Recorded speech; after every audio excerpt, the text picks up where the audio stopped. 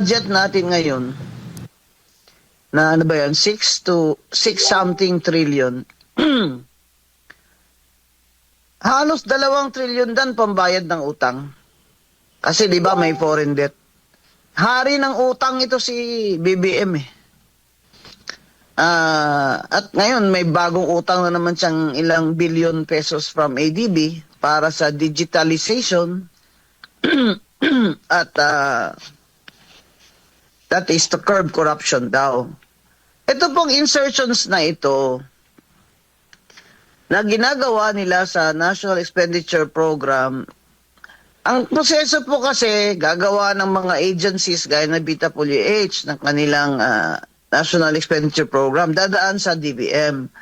Dapat itong DBM ang nagsaslash niyan. Yung mga, dapat may mga analyst naman sila dyan na magsaslash niyan. Pero all these years, 3 years, si BBM, si Secretary Pangandaman, kung ano lang po sinusubo sa kanila ng DPWH, ayun naman ang sinasabit nila dun sa House. Padded na yun eh.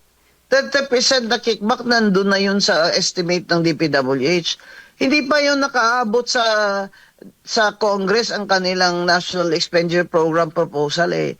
May mga kontraktor na po dyan. Yan po talaga, ganun sila grabe sa wala na silang hiya, wala pang takot.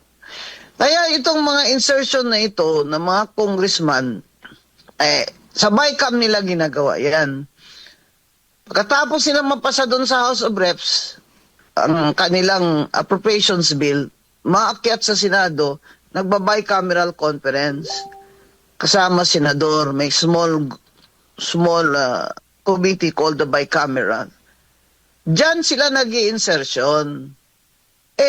Nakaupo dyan, mga buwetri din eh. Yung Congressman Momo, bakit siya nandyan? Di ba, may ano din yan?